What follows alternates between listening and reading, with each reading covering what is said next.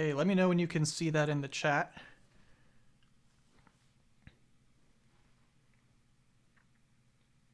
Is it full screen or is it in the corner? Awesome. Cool. So, yeah. Giant robots! Welcome to Giant Robot Anime Through the Ages. I'm Bokusachi, and I'm here to talk about the history of big anime mechs. Where they came from, how they've changed, and where they're at now. There are a lot of ages of giant robots to go through. I've got like 5 or 6 decades of material here, so it's impossible to cover everything, but I'll do my best to get to the important stuff. A good chunk of the historical information in this panel comes from this report commissioned by Japan's Agency for Cultural Affairs back in 2013 about, well, the history of giant robot anime. What else? Feel free to take a screenshot of this to check it out later if you want. It's a really interesting read. I highly recommend it. But additional sources for this panel include Wikipedia for things like names and dates and stuff, and then my own collected knowledge, experience, and superb tastes. Generally, the fact that I've seen a few robot anime in my time. Maybe not as much as some people, but a few. Basically what I'm saying is, this will absolutely be skewed in favor of things that I like, and I'll especially be leaning on this for some of the post-millennial stuff. But why giant robots, you may ask? Well, why not giant robots? Giant robots are intertwined with the history of both Japan as a whole and anime as a whole in a way that I just find fascinating. Reading the history of the genre in that article has made me want to watch so many of the shows that they mentioned, despite the fact that I know that most of them are probably just poorly disguised toy commercials. But giant robot anime is also a really interesting window into the growth of post-war Japan, through the lens of 2 of its most famous exports, animation and technology, combined into a singular package. So let's dig in to the history of Japan's most amazing imaginary engineering marvels. So the history of giant robot anime goes as far back as the history of TV anime itself. While Astro Boy isn't really a giant robot per se, it is quite notable that the history of anime on television started out with a show about a humanoid robot, and its thematic considerations of things like ethics and science would carry forward to the giant robot anime to come. But those giant robots we don't see until Tetsujin 28, known in America as Gigantor. So Tetsujin came out the same year as Astro Boy did on both sides of the Pacific, way back in 1963. So even if Astro Boy wasn't a giant robots have still been a part of anime from the very beginning. But wait, you say, giant robots have existed for quite a while before Tetsujin came out. Well, yeah, that's correct. You've got classic sci-fi literature as far back as Jules Verne and H.G. Wells with references to giant robots. You got the tripods in War of the Worlds, or even Japan had incorporated giant robots into its tokusatsu movies as early as 1957. So you've got Mogera here from the Mysterians. But you know what? I'm not going to count these, because they're not anime. This is a panel about giant robot anime. So back to anime robots, Tetsujin 28 was adapted from the manga of the same name by Mitsutaro Yokoyama, one of anime and manga's most influential yet overlooked creators, especially in the West. So unlike the robots we're familiar with today, though, our hero Shotaro, or Little Jimmy Sparks as he's known in Gigantor, controlled Tetsujin using a remote control. In this way, Tetsujin is more of a tool that could be used by whoever held the remote, rather than being an avatar of the hero like so many of the robots that would follow.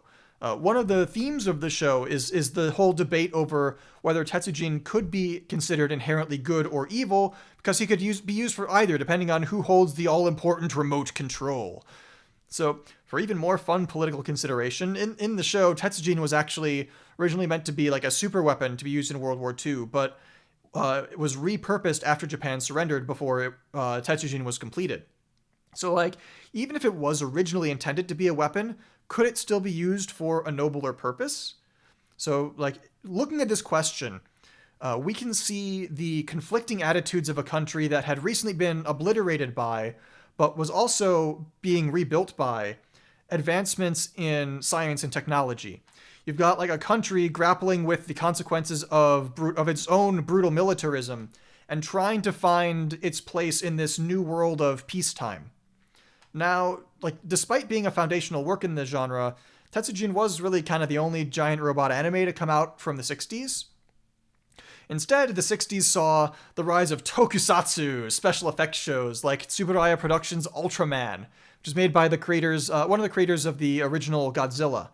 So instead of a giant robot, Ultraman was a giant alien hero who fought against giant alien monsters every week, defeating them with a cathartic finishing move. So the raw spectacle of this giant hero supplanted the sort of more kid-sized Astro Boy type heroes that anime had, and the kind of alien element of the show appealed to the space race craze that was going on in the 60s.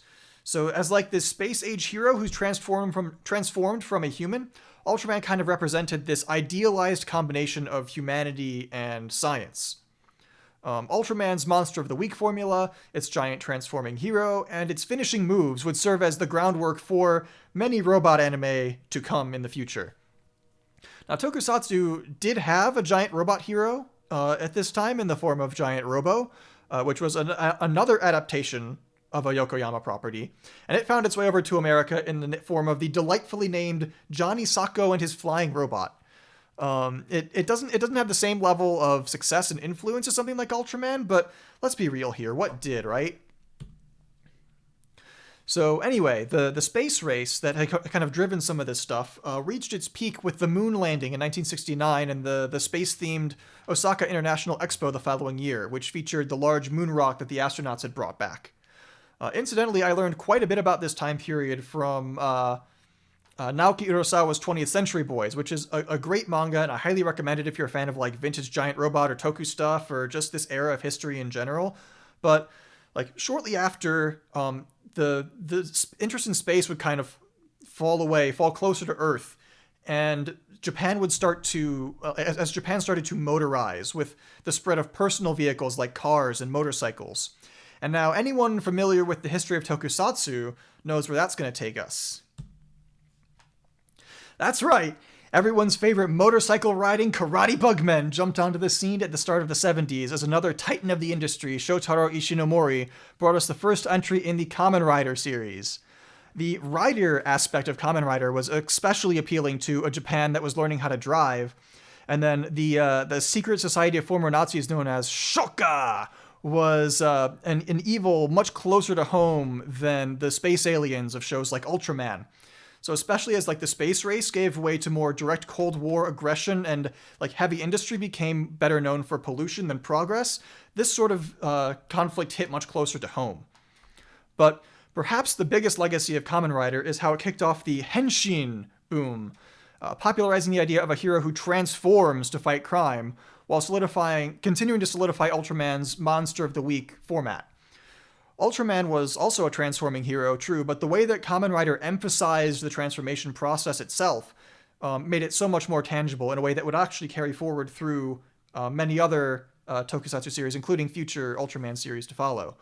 So anime like Devilman and Gatchaman quickly tapped into this popular formula and set the stage for giant robot anime to follow in their footsteps, as a certain comic creator in a newly motorized Japan got stuck in a traffic jam. That manga artist was Go Nagai, and in kind of musing about ways that he could get around the cars in the traffic jam in front of him, he pictured a flying robot like Astro Boy or Tetsujin that was driven from the inside like a car. His original Energer Z concept featured a motorcycle as the control vehicle, but due to the similarity to Kamen Rider, he replaced it with a hovercraft instead called Pilder. And this resulted in in anime's first piloted robot, Mazinger Z, which is the one that we saw in the clip in the beginning there. So, in Mazinger Z, our young hero Koji Kabuto pilots Mazinger against the aptly named mad scientist Dr. Hell and his two-faced henchperson Baron Ashura and the army of mechanical beast robots. Mazinger Z achieved massive popularity thanks to a confluence of just a whole bunch of different things all coming together. So for one, you've got the piloted robot that tapped into that fresh appeal of cars and driving in 70s Japan, much like Kamen Rider did. It also brought together many of Tokusatsu's more popular elements, you've got the giant hero, you've got the monsters of the week, you've got the docking sequence with the hover piloter that kind of looks like the Thunderbirds marionette, like the launch sequence from the Thunderbirds TV series. And then you've got finishing moves like the iconic Rocket to Punch. And the combination of these elements would form the basis of the super robot genre that would last throughout the 70s. So coming off the heels of the post-war boom, Mazinger also coincided with the rise of the middle class.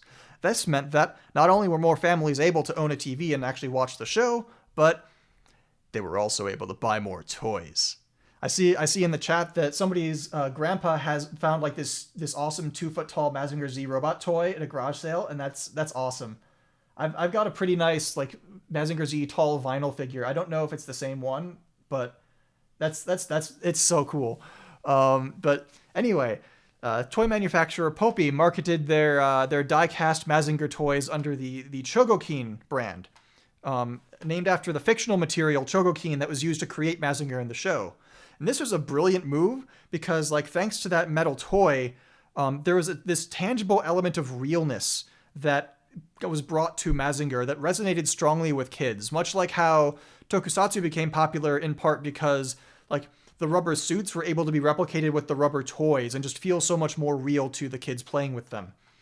So you've got this partnership that established a link between anime producers and toy manufacturers that would go on to sort of upend the then current manga-based production model, and which does still continue to some form to this day. But what's important here is that the 1970s are all about Super Robot, and Super Robot is all about hot blood and passion and shouting attack names. So yeah, after Mazinger, Go Nagai's company Dynamic Productions worked with Ken Ishikawa to produce Getter Robo, the world's first combining robot, or I guess anime's first combining robot. I don't know if it's the world's first, but Getter was comprised of 3 jets that could combine into any of 6 different combinations to form different robots and fight against the robot dinosaur empire from the center of the Earth. And so being made up of multiple robots, this meant that Getter also had multiple pilots, which opened up opportunities for character drama that hadn't really existed before when all of the hero robots were controlled separately. So this combination factor was sort of an evolution of the transformation sequences of something like Kamen Rider, and so it really tapped into that same popularity of that transforming hero that was really big at the time. However, Getter's transformation involved some amount of like let's call it movie magic that couldn't be recreated very well in toy form. The robots just kind of like melted together. So this was a gap that toy companies would want to close. Which brings us to what is probably the most surprisingly influential show that I had never heard of before researching this panel. Though some older fans may recognize it from the Shogun Warriors toy line. It's called Brave Raideen. So Brave Raideen came about when Toho Shinsha decided to start creating anime expressly to sell toys rather than basing them on manga. So they gathered a couple guys named Yoshiyuki Tomino and Yoshikazu Yasuhiko to create the first anime original robot series. Those names sound familiar to anyone? Because we'll be hearing them a few more times in the near future. In addition to that, Raideen was also the first transforming giant robot. Not combining, transforming. So it changed form from a robot into the godbird Rai. And to ensure that this transformation was reproducible in the toy, it was also the first anime to feature a dedicated mechanical designer, Katsushi Murakami. And the result was you get a robot with a lot more realistic mechanics whose play value was able to tie much more directly into its primary in-show feature. And so as you've got this new business model for anime driven by toy companies, which afforded creators a lot more creative freedom to avoid the limitations of external sponsors like candy companies, as long as their ideas were able to sell toys that were based on the robots, which were the thing that ostensibly they wanted to make the show about in the first place. So Super Robot boomed under this new model as toy makers kind of scrambled to create new gimmicks and come up with new ways of creating play value. And we got a comment. I can see how this forms a foundation of the Sentai mech. So yeah, I think a lot of that probably comes from having the mechanical designer, because like the Sentai mecha, you have to actually have something that you've built, right? And so with once you get a mechanical designer in there, the robots actually have to be like manufacturable in a way that can be recreated as a toy, similar to how the Sentai mechas had to be recreated with models in the show. So I think it's kind of, yeah, it's got probably a similar origin in that design. So water break.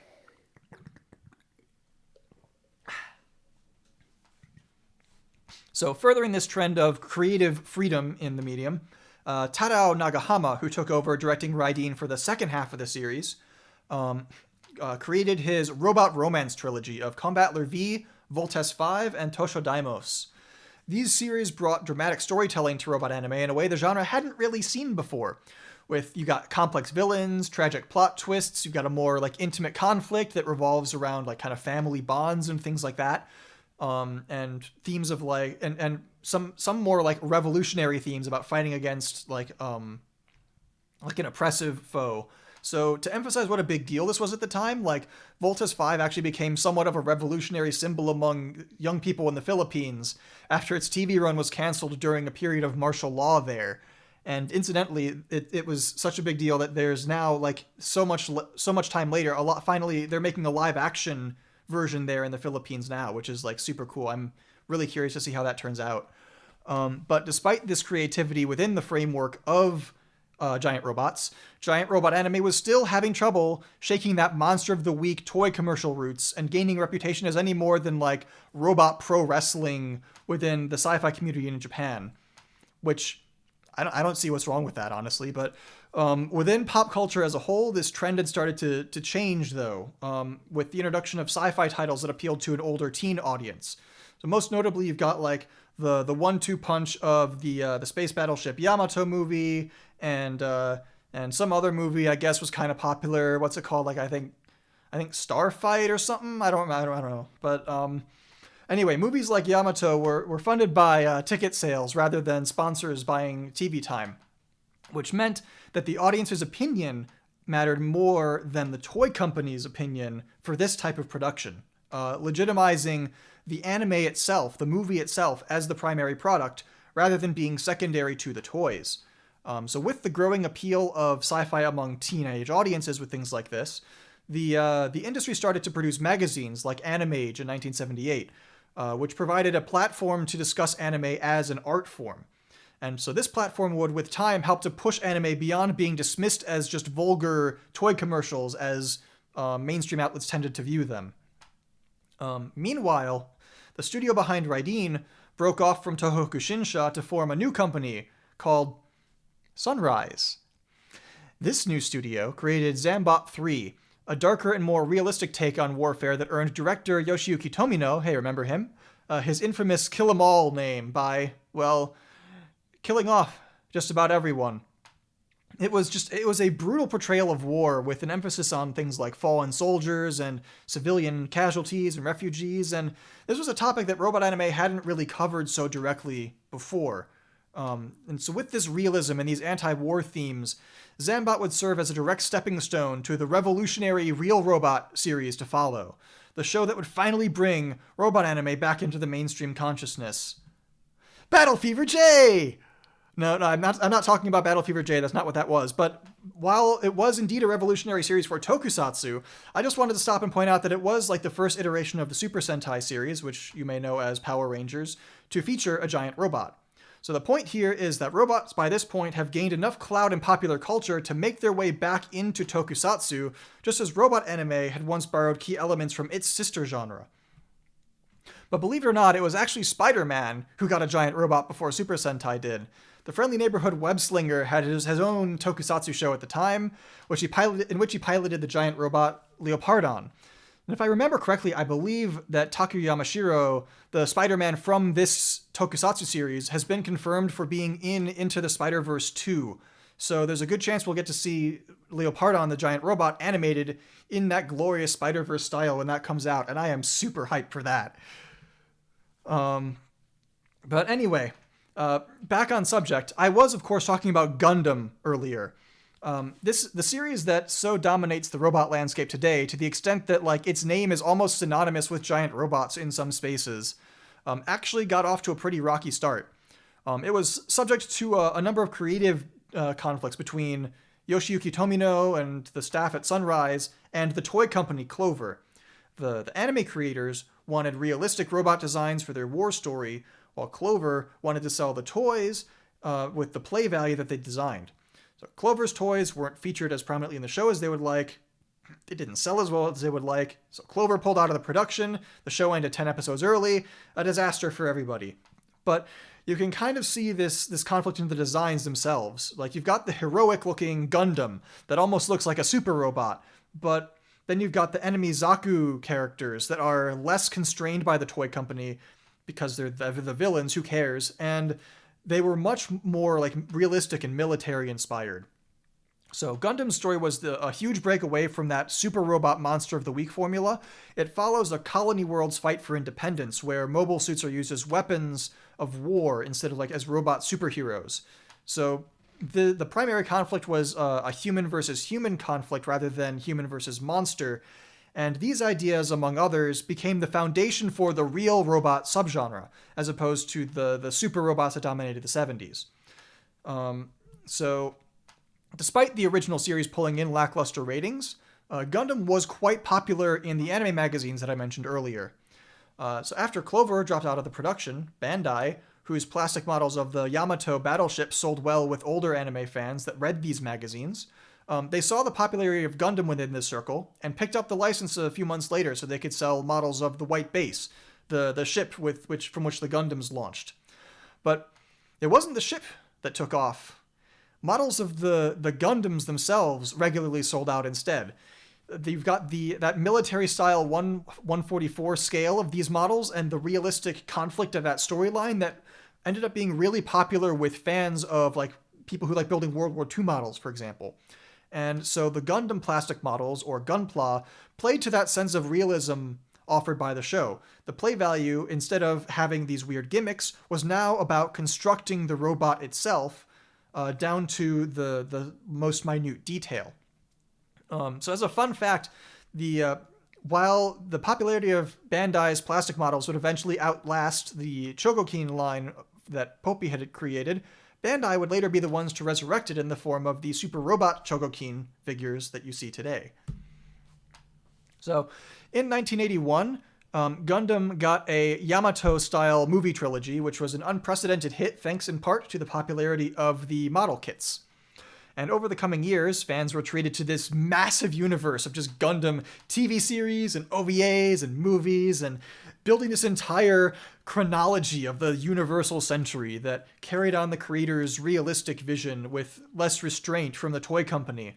And so if you're looking to get into like UC Gundam or Real Robot in general and you don't mind the older animation, the movies are honestly a pretty good place to start. That was my entry point into the franchise. And while they're not a complete replacement for the 0079 TV series, I think it's a good place to get your feet wet. My absolute favorite of these Gundam series, though, is the War in the Pocket OVA. It's short, it looks fantastic, and it's one of the best realizations of Gundam's anti-war message that's come out to date. It's just a wonderful hamburgery Christmas story about the smaller, more personal conflicts of the epic casualties the casualties of the epic conflicts that the series is known for. But before making more Gundam, Tomino would actually go on first to create a metric crap ton of new Real Robot series. From Ideon to Zabungle, Dunbine, Elgheim, a whole bunch of them for the next 4 to 5 years. And following his lead, the 80s were just absolutely jam-packed with robot shows. The time from 1980 to 85 is often referred to as the golden age of robot anime. Ryosuke Takahashi's Dogram was the first series made from the ground up as a Gundam-style real robot show, featuring a similar kind of space colony setting and a focus on the logistics of the robot warfare. My favorite show from this era is Armored Trooper Votoms, which, continuing on from Dogram, Takahashi kept pushing for more realism, and Votoms is, I think, his most successful work in this vein. It's probably one of the most extremely real of the real robot titles. And so the robots, called Scope Dogs, they're completely disposable. They get spectacularly destroyed all the time and abandoned at the battle site. These are robots for foot soldiers, not heroes, and the story reflects this, as the lead character, Kiriko, spends a lot of the show wrestling with the realities of the things that he has done as a soldier that he will never be able to escape. And one of the more stunning aspects of the show is the amount of mechanical detail in the designs. You've got segmented armor for mobility, you've got hydraulic, piston-powered punches, tires on the feet for fast movement. There's just so much detail put into how these robots function.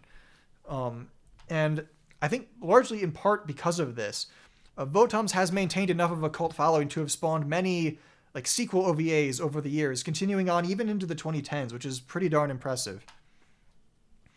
But by far, the biggest hit of the 80s golden age was Macross, a show that blended the flourishing real robot genre with pop idols and love triangles to capture the hearts of audiences everywhere.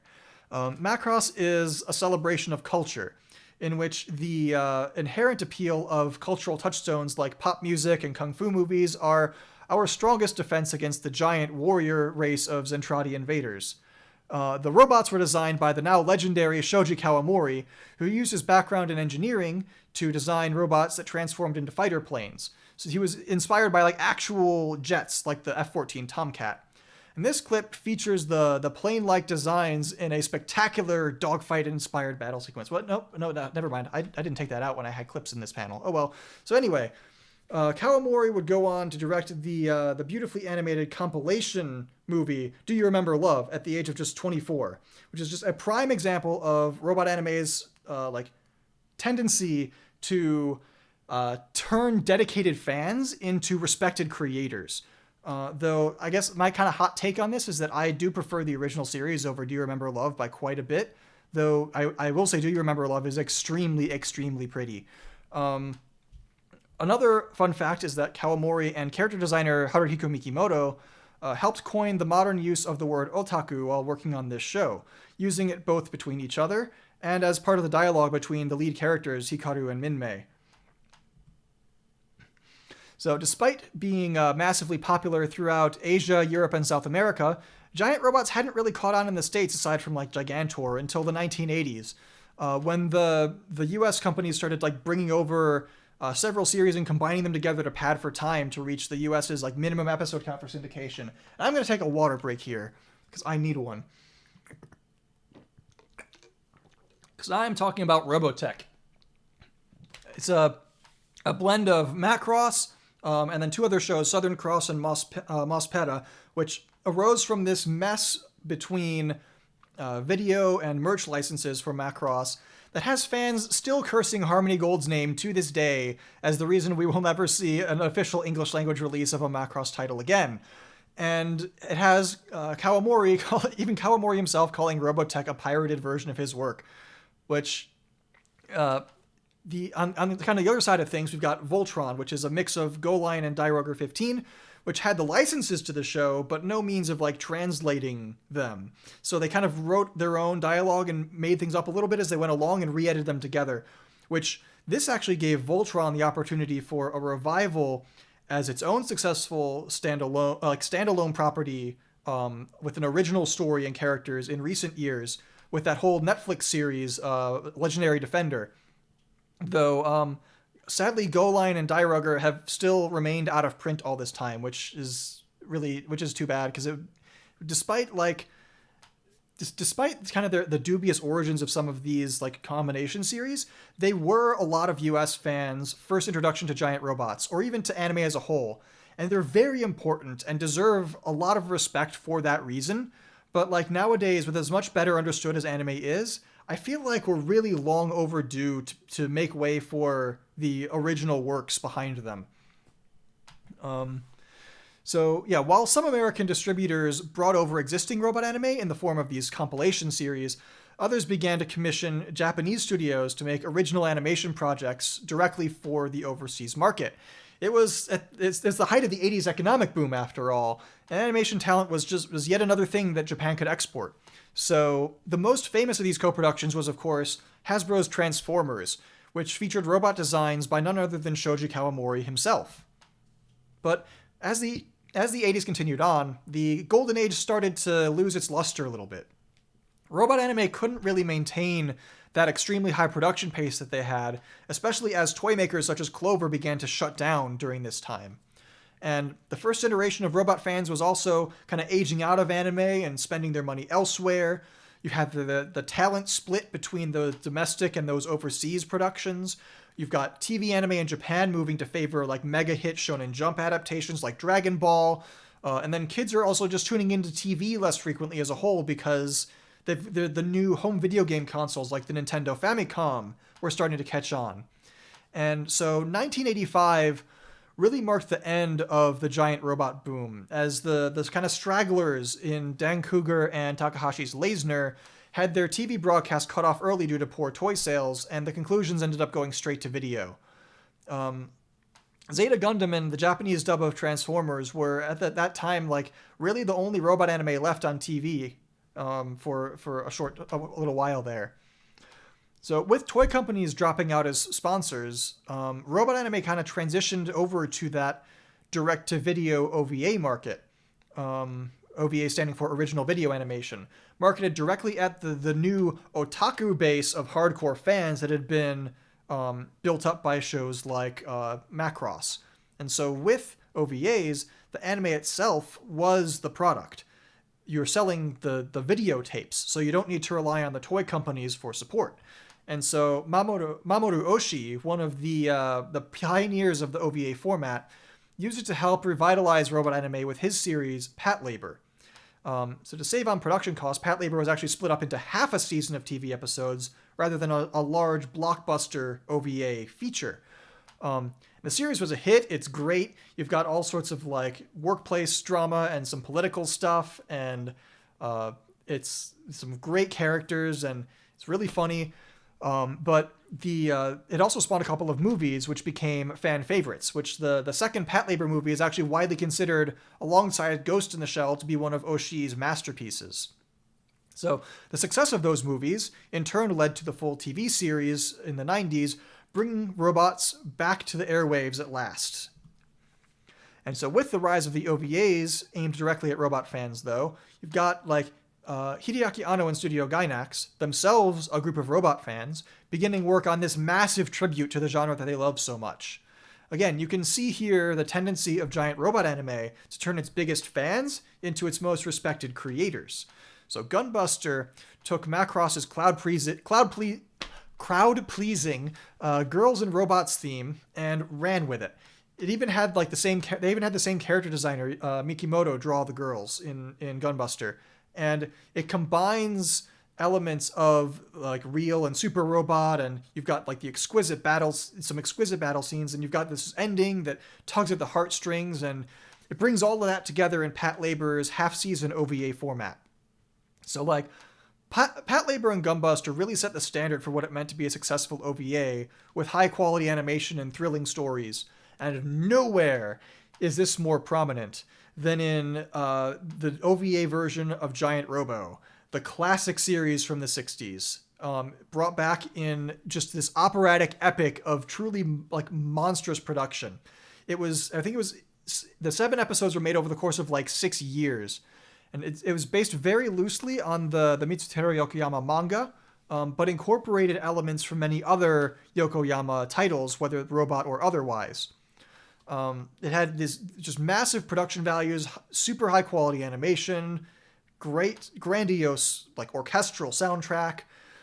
Director Yasuhiro Imagawa is just easily my favorite robot anime creator. We'll be talking about him again later, and his ability to just reimagine series like this into their most impactful and crystallized form. But on TV, some Super Robot anime was starting to return in the early 90s, reaching out to kind of the children of that original Super Robot generation. Insert Super Robot Wars original generation pun here. The Brave series, which comprised of 8 series that would air throughout the 90s, began the decade with Yusha X Kaiser.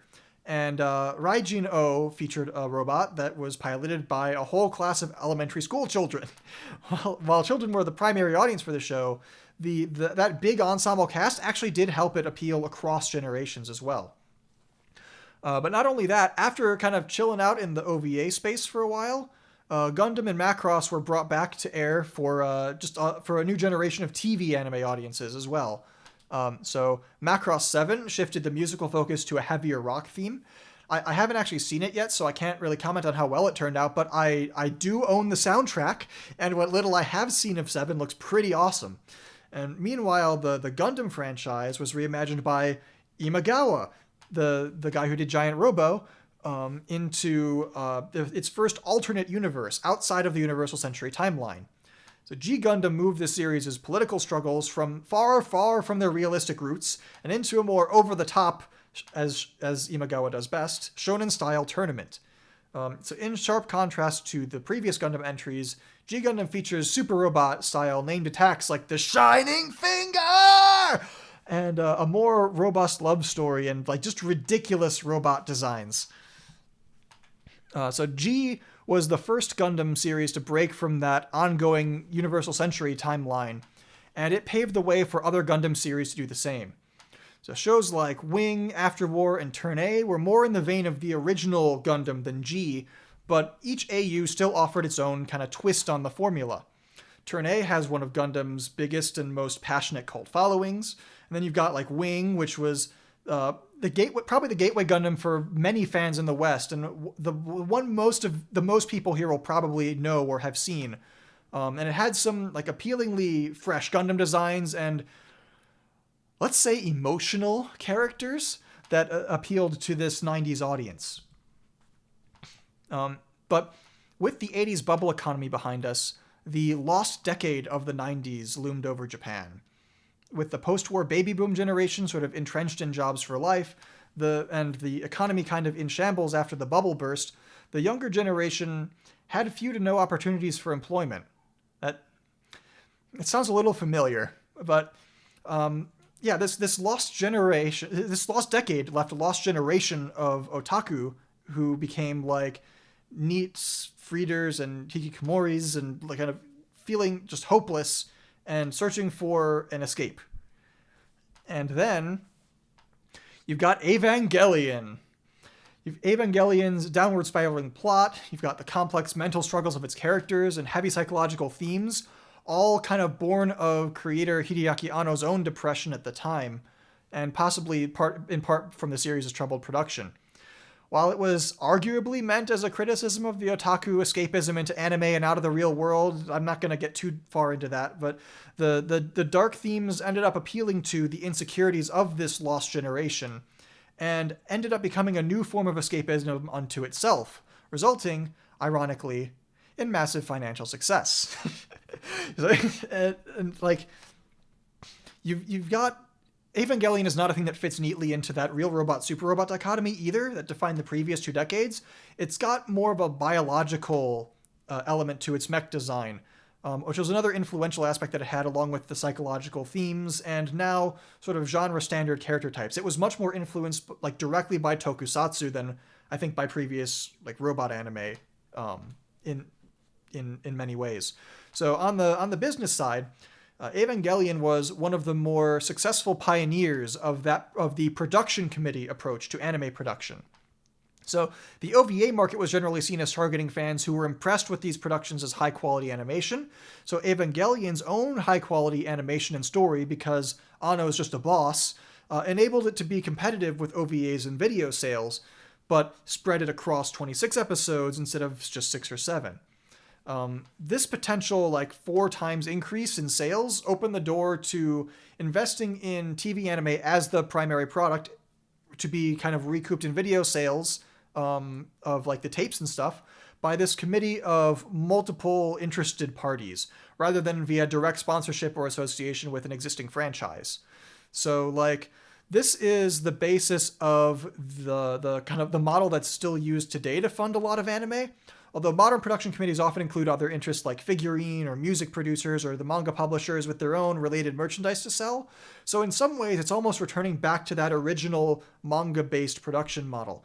But for Evangelion, it kind of opened up the door for some of these original productions as well, where the production committee model does have its problems that we're still wrestling with today, but at the time it was a spark that kind of lit an explosion in the world of TV anime.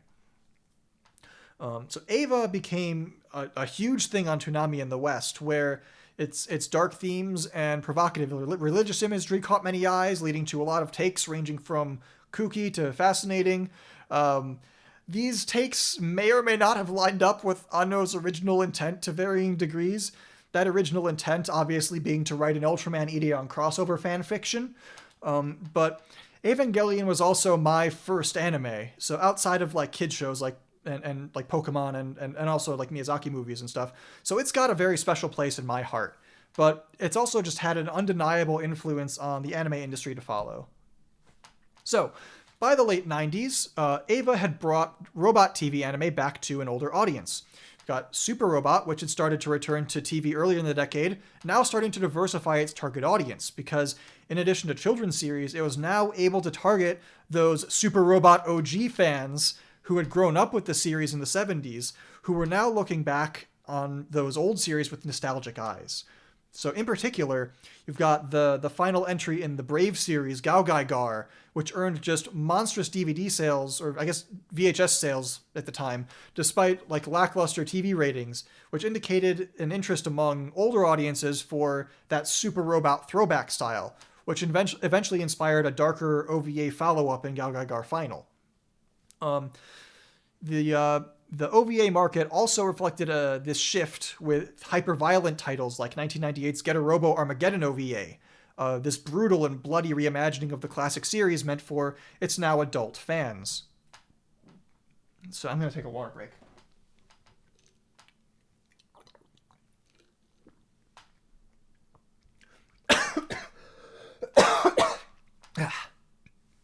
So, as anime kind of continued to mature through the turn of the century, major studios like Sunrise and offshoot studio Bones began pushing TV robot anime for a more mature audience, many kind of drawing on the Evangelion mold in some way.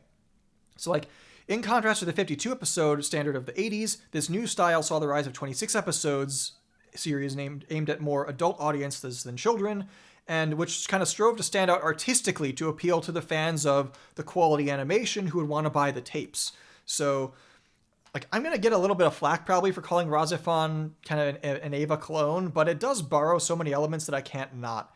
It's also got a lot of inspiration from other places as well, like I believe Ideon was one example, and there's a whole bunch of other stuff, but it's really a more polished attempt at a similar story. And it adds some musical elements and a more traditional lead pilot, who many fans prefer to Eva's, that it kind of make it stand out. And I personally prefer Evangelion, probably because I saw it first, but Razefon does have a number of really, really good standout episodes, and I highly recommend checking it out. Speaking of other things I'd highly recommend checking out, Big O went for a more of a noir style. Think like Batman the Animated Series, but with a giant robot. And so, like, while it didn't do too hot in Japan, it earned so much acclaim on Toonami that Cartoon Network actually co-funded the second season themselves. Big O is, like, super, super cool. It takes on this more sophisticated tone, and like Evangelion, it offers this deeper mythology to decipher that culminates in a bizarre twist ending full of, like, tomatoes and stuff. It's wild. Then you've got, like, King Gainer and Boku no representing sort of two other schools of robot anime that carried on other legacies of Evangelion. So, like, King Gainer, you see Tomino himself expand on that idea of a more biological-looking mech, giving the robot sort of a more lifelike design. Like, look, it's even got dreadlocks. I mean, come on. And it's also got a kickin' theme song. Boku No's also got a really good theme song, but that continued more down the psychological road and explored sort of the mental and physical danger to its child pilots, with very, very disturbing results. So on the OVA front, the early 2000s saw direct-to-video reboots of many classic Super Robot series, bringing the adult fans modernized versions of their classic favorites, outfitted with the newfangled computer animation technology of the era. So these OVAs can serve as a decent way for newer fans, I think, that are less accustomed to older animation to get into series like Mazinger or Getter. Although when it comes to like Die Buster, I mean, you can certainly watch it on its own, but I wouldn't recommend watching it if you haven't seen Gunbuster first, because it just adds so much to the conclusion and the impact that it has, but they're both really great. All right, but it's time for me to interrupt my timeline to stand for my fave again, because these Imagawa remakes of Giant Robot's two founding fathers are just the embodiment of everything that I love about the genre. So, like, unlike the kind of Speed Racer-esque Gigantor, Imagawa's version of Tetsujin 28 is more thoughtful, more reflective on the post-World War II era in which the original was created, and it's just like, it's powerfully emotional and dives more deeply into the remote-controlled aspect of the original Giant Robot and the responsibility that goes into the hands of a weapons wielder. Mazinger Z, the Impact, meanwhile, which is the source of the Mazinger clip I started the panel with, is just one of Super Robot's wildest rides. It like he did in Giant Robot, Imagawa borrows from all over Imagawa borrows from all over the Mazinger and Go Nagai continuity and even Greek mythology to assemble a version of Mazinger that's just so epic that it inspires the gods themselves to unleash their fury. And it just expands on like the lore and story of Mazinger in such an interesting way. But speaking of epic, I could never fail to mention Gainax's next tribute to the Super Robot shows that they love so much. One of the things that I love about Gurren Lagann is how it serves both as a great intro for newcomers to robot anime, with how it showcases the genre's strengths without taking them too seriously, but at the same time, veteran fans can enjoy it for how lovingly it pays homage to the series that inspired it. And it's just got so much awesome animation and cool fights, and the way that it just like builds and builds and builds on itself, that it's so easy to get swept up in and really want to dive in and get more into this stuff. But hopping back over to the real robot side of things, Gundam Seed introduced a new generation of young fans to Gundam. Both the age and enormous scope of Universal Century at the time could be kind of alienating to new fans. So I think it was a good thing to start it fresh. I'm seeing a lot of love for Gurren Lagann in the chat. Good, I love it too. So like. The shift of focus from like kind of realistic warfare to more character drama made it accessible to a wider audience. And despite from muttering from fans of some of the more traditional Gundam shows, like myself included, the broad appeal of this sort of thing let Seed become a massive success. Like the sequel, Gundam Seed Destiny, is one of the best-selling anime of all time in Japan for some reason I don't understand.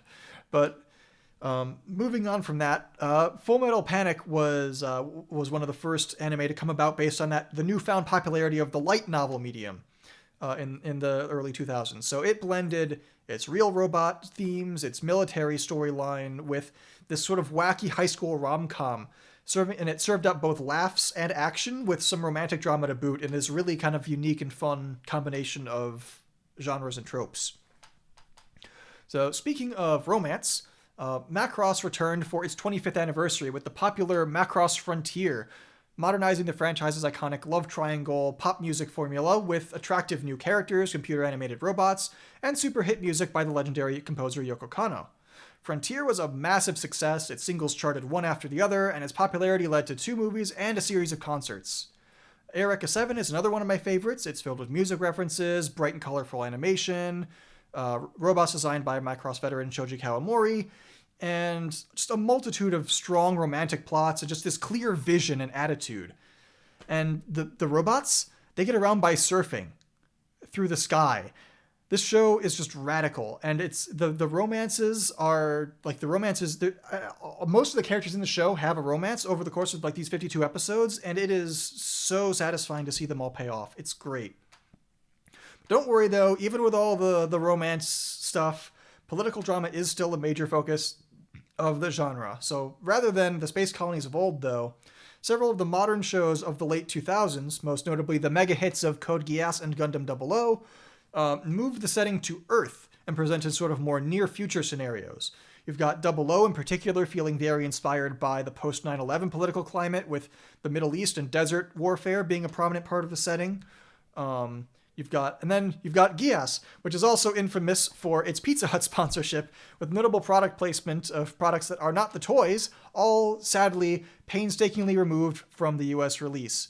And Geass is also infamous for having one of the most controversial and exciting endings, and just all sorts of twists and turns, and this charismatic protagonist, and all these things come together to make a ride of a show. It is absolutely nuts to see it from start to finish, especially in real time. Oh man, following the show as it came out was just bonkers.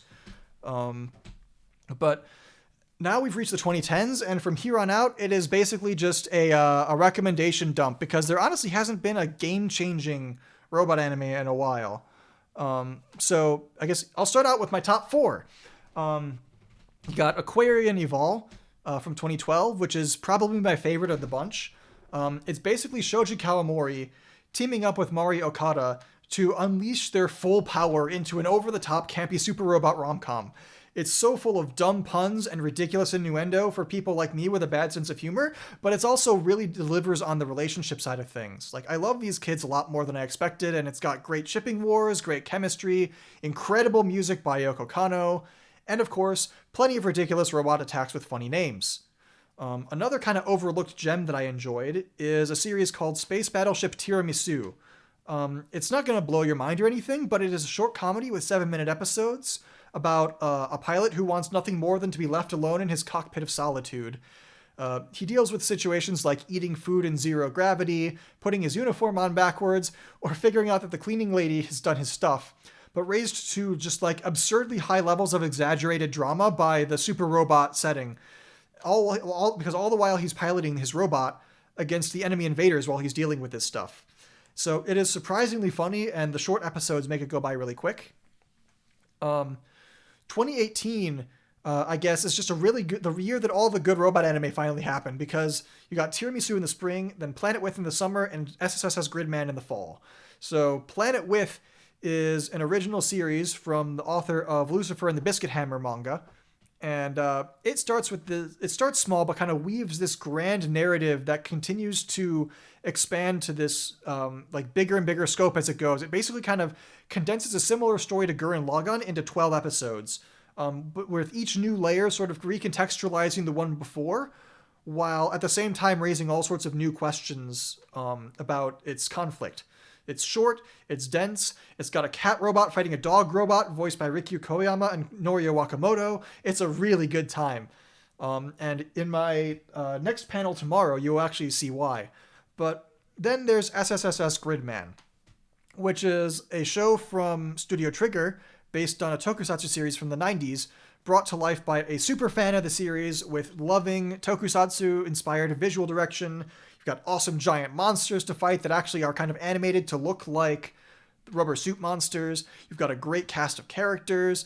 You've got this surprisingly emotionally resonant story with a complicated antagonist. And, oh man, it's so good. As one of our commenters is saying, Gridman is just a perfect tokusatsu homage. It's great. And so these are the ones that I adored enough to see through to the end. Most of the rest I haven't seen all of because I'm just terrible at both starting and finishing shows, but I think it'd be worth including them for what they represent about anime in the 2010s. The SSSS in SSSS Gridman is a reference to the Western adaptation of Gridman called Superhuman Samurai Cyber Squad. But moving on, we've got Gundam, which is still going strong with. You've got things like Gundam Build Fighters, tossing aside all pretense of not being a toy commercial and being literally about the characters playing with Gunpla in a battle tournament. It's great because it seems like it's made for parents who grew up with Gundam to watch with their kids, so the kids can enjoy the simple shonen style plot, while the Gundam fans will eat up all of the homages to the classic series and the cool battles between their favorite Gundams from across history. It's great. But it's also, Gundam has also seen a lot of success in the OVA market with interesting new projects like Gundam The Origin, which kind of is a retelling of the conflict that led up to the original series. Then you've got also stuff like Unicorn and Thunderbolt and Iron-Blooded Orphans, and Gundam is just going strong and still continuously trying to do something new. Macross has also kind of evolved for the 2010s. Macross Delta gives us a further update to the idol formula by incorporating the massive popularity of idol groups as seen in shows like Idolmaster and Love Live. And the idol group from the show, Valkyrie, has actually proven to be a huge hit among fans as they tour the world in real life. And if you can't get enough of cute girls piloting giant robots, Granbelm's got you covered, because this is the ReZero director making an original anime that kind of gave me vibes from what I saw of it of, like, what if Madoka fought in a Fate-style Holy Grail war, but with robots instead of servants? So, like, I've only seen a few episodes so far, so I may be completely off base with that comparison, but I don't feel like it would be wrong to say that if you like any of those things, there will be something in this show that you will enjoy. But sometimes you just need a robot anime that's just a little bit extra. Valve Rave instills that Geass-style Sunrise campy mecha show. If you loved the, like, how over-the-top Code Geass was, Valve Rave may be up your alley. The opening themes are also, like, absolutely bangers. And then Star Driver's Studio Bones kicking off the decade by putting their animation power behind making a robot show look as fabulous as possible. You've got the slender robot designs, big dramatic poses, galactic pretty boys, and sparkles and rainbows everywhere. It's great. It's fabulous. Robots has also gotten into isekai, but I'm going to skip through this because I'm running a little bit low on time. But I almost feel like I have to mention Darling in the Franxx because it was popular and it got people riled up, but honestly, I didn't really care for it enough to finish it, and it sounds like the ending kind of fell apart, so, like, yeah, it did have some cool animation and good mecha and character designs, though, I'll give it that. Very, very divisive show, but a very pretty show. So I'll balance it out by plugging the Mazinger Z Infinity movie instead. It's no Shin Mazinger in terms of plot, but the movie exists solely to be Mazinger fan service with a movie budget, showing all of your favorite robots and characters with the best animation Toei can muster. And on that front, it delivers absolutely spectacularly. And I know you guys are sleeping on it, because I was one of literally 3 people in the movie theater when this thing came out. So it's out on it's out on Blu-ray now. You can actually go watch it. So coming out this season, we've got a show called Back Arrow from the director of Code Geass and the writer of Gurren Lagann. I haven't gotten the chance to see it yet because I've been working so hard on this panel, but hey, with those names behind it, you've got to check that out. Like, what I do know is that the title is a pun on Bakayaro, which basically means a belligerent idiot, and that there is a character who shows up later that's named Bruh. So I'm looking forward to checking this one out now once my panels are done. So yeah, it's, as far as stuff coming out for like in later this year, it looks like Mecha fans might actually be pretty well fed because we've got this slow but steady burn of new titles continuing to come out. So in the spring, we've got SSSS Dynazenon, the sequel to Gridman. In the summer, we've been teased with the possibility of a new Get a Robo series. I haven't heard much about it other than that it's in production, but I am very excited for that when it comes out. And in the fall, there is an adaptation of the Muv-Luv alternative visual novels, which if you were in the last panel, you've heard some very big praise for. I haven't played them, but I know that a subset of robot fans are very into this. I am also eagerly awaiting the chance to catch an English translation of the final Evangelion movie, which has finally been released in Japan within the last week. It's been a longer time between the third and fourth movies than between the first and the third movies. So at this point, I'm just glad that it's actually real, and I'm trying to avoid spoilers for it as much as I can. So what does the future hold for giant robot anime?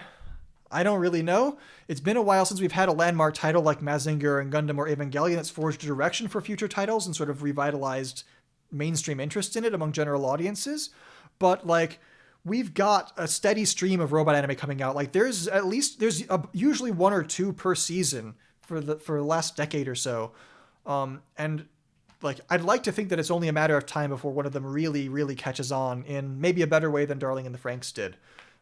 So If we've learned anything from this panel, though, it's that there's always still going to be so many great robot anime to go back and watch until then. So, okay, we did it, kind of. We made it through 6 decades of giant robot anime. Thanks for coming out, or staying in, I guess. I hope you've had a great time learning about giant anime robots. I'll be there in the chat if you have any questions or feedback. I've got a panel at 12:30 tomorrow about overlooked shows of the last decade, one at 5:30 tomorrow about dreams and memory in anime, and one on Sunday about anime for grown-ups. So stop by and check those out. If you want to know where to find me, I'm at Sachikoma on Twitter. I've got a blog that I don't update very often, but I'll be posting the list of all these robot shows on there, in case you wanted to look up what I covered. And I'll tweet about that once I've done it. I've also got a YouTube channel that I've started where I post the panels that won't get me copyright strikes, so I might actually put this one up there. And occasionally like short memes and stuff too. And if you're a Symphogear fan, which if you're a Mecha fan, you should be a Symphogear fan, I made a whole website for Symphogear last year in the style of one of those early 2000s GeoCities fan shrines. It's great. So yeah, have a good one. Enjoy the rest of the con. Stick around for the next panels. It's going to be a good time. Have a good weekend, you all.